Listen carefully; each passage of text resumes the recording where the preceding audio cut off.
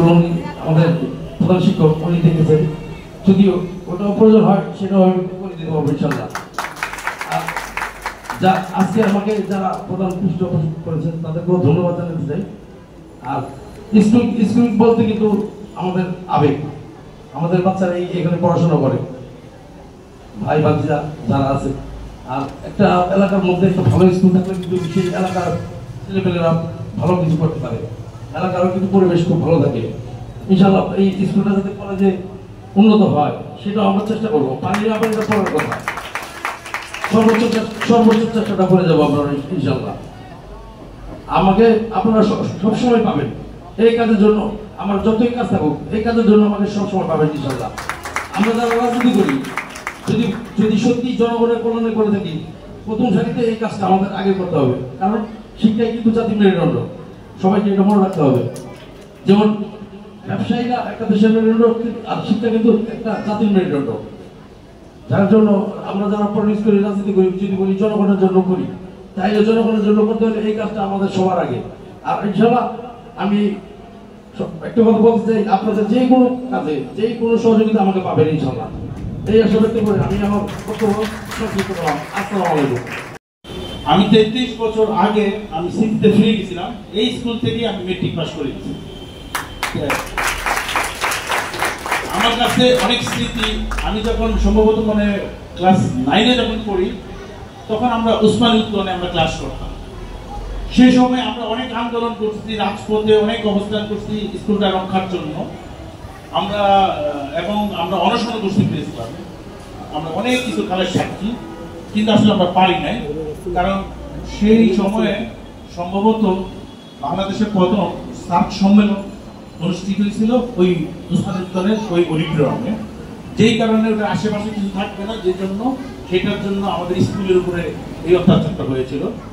পরবর্তীতে স্কুলটারে যাই হোক মানে আন্দোলনের পরে এই স্কুলটারে অস্থায়ীভাবে ক্লাস করার জন্য দিল, আমরা ক্লাস করলাম, একটা জায়গা হলো। পরে আবার এখন শুনি এটা ভাঙবে, ভাঙার পরে আমাদের স্কুলের অবস্থা কি হবে। তা আমি মনে করি এখানে মামুন ভাই আছে কাউন্সিলর, আমি মনে করি মামুন ভাইয়ের সৎ ইচ্ছা এই স্কুলটা একটা ভালো জায়গা পাবো।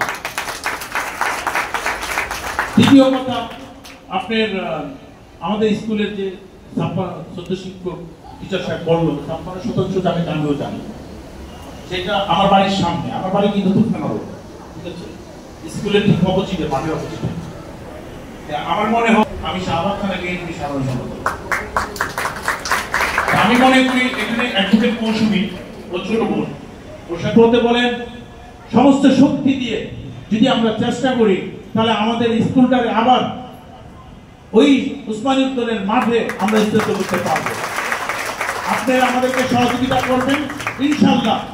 আমরা হয়তোবা এখানে আমরা অল্প সময়ের জন্য থাকবো, আমার মনে হয় এখন সঠিক সময় আমরা ওইখানে আমাদের স্কুলটারে স্থায়ী একটা ভবন করতে পারবো, স্কুলের চাবি আদায় করে আমরা নিতে পারবো। সকলকে ধন্যবাদ, আমি আমার বক্তব্য দীর্ঘায়িত করবো না। আসসালামু আলাইকুম। জায়গায় ফিরিয়ে নিয়ে আসতে পারেন, উনি ওনার প্রতিশ্রুতি দিবেন। ওনার একটু জরুরি মিটিং আছে, আমি একটু বলবো।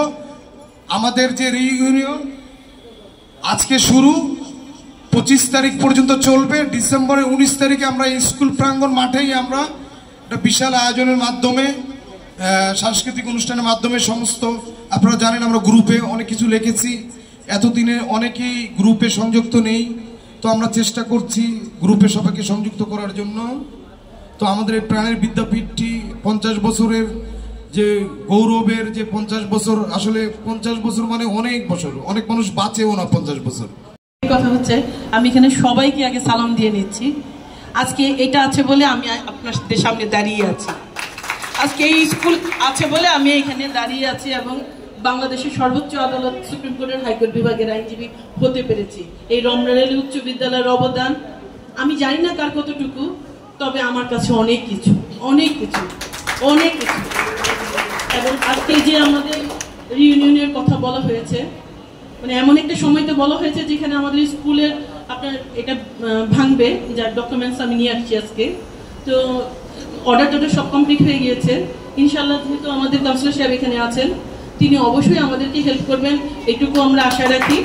এবং আশা না বিশ্বাস রাখি যে অবশ্যই আশা তো অনেকেই রাখে, কিন্তু আমরা বিশ্বাস রাখতে পারি তার উপরে। আর সেকেন্ড কথা হচ্ছে আমাদের 56% জায়গা, যেটা আমাদের হেড টিচার বলে গেলেন যে জায়গা আছে, সেটা উদ্ধার করার জন্য আমার কাছে সকল ডকুমেন্টস আছে। আমরা সব হেড টিচার এবং সহকারী টিচার আমরা সবাই মিলে উত্তোলন করেছি। এই আইনি যতটুকু জটিলতা আছে, আমি আমার হার্ট টু সোল চেষ্টা করব আমার এই প্রাণের স্কুলকে তার যাযাবরের মতো না থেকে নির্দিষ্ট জায়গার মধ্যে যাওয়ার জন্য। আমি উদ্বাস্তু না, আমার একটা নির্দিষ্ট জায়গা আছে, আমার মা বাবা আছে, আমার একটা পরিচয় আছে। আর সুইডল স্কুলকে ধন্যবাদ যে আমাদেরকে এই পর্যন্ত থাকতে দেওয়ার জন্য, কারণ তার অবদান আমি ভুলতে পারবো না। সুইডলাবাসীদেরকেও ধন্যবাদ যে আমাদেরকে এতদিন এই ছল কল এই শব্দগুলো সহ্য করেছেন বলে আমি আমার অন্তরের অন্তর থেকে তাদেরকে ধন্যবাদ জানাই এবং কৃতজ্ঞতা জানাই। ইনশাল্লাহ সকল প্রতিকূলতা ভেদ করে আমরা এগিয়ে যাব এবং সুন্দর সুষ্ঠু নিয়মতান্ত্রিক একটা রিইউনিয়ন আমাদের হবে, যেখানে আমাদের সিনিয়র ভাইয়েরা আছেন, আমাদের স্যাররা আছেন এবং যারা এখন বর্তমানে শিক্ষক শিক্ষিকা বৃন্দ আছেন, আমার ছোট ভাই বোন যারা আছেন, বন্ধু বান্ধব যারা আছেন, সবাই একসাথে চলবো। ভুল ত্রুটি সবাই ক্ষমা সুন্দর দৃষ্টিতে দেখবেন, ইনশাল্লাহ কাজ করবো। আর এখান থেকে আমি আরেকটু কথা 95 ব্যাচ তাকে স্টেজে আসার জন্য অনুরোধ করছি। বক্তব্য নিয়ে যাচ্ছে বিপিটিএম এর সাবেক সভাপতি মতিন খান, বর্তমানে এই সুবর্ণ জয়ন্তী উপলক্ষে যে কমিটি হয়েছে তার সাধারণ সম্পাদক। যার ফলে আমাদের বিদ্যালয়টা একটা অনিশ্চিতের দিকে ধাবিত হচ্ছে। আমি মনে করি এই যে যারা ছাত্রছাত্রী আছে, বর্তমান প্রাক্তন যারা এই বিদ্যালয় থেকে অনেক বড় বড় পদে আছে, আমি মনে করি তারা হাল ধরে আমাদের বিদ্যালয়টাকে আবার সেই সাবেক অবস্থানে নিয়ে যাবে, এটা আমি তাদের কাছে অনুরোধ করছি, স্বনির্বন্ধ অনুরোধ করছি।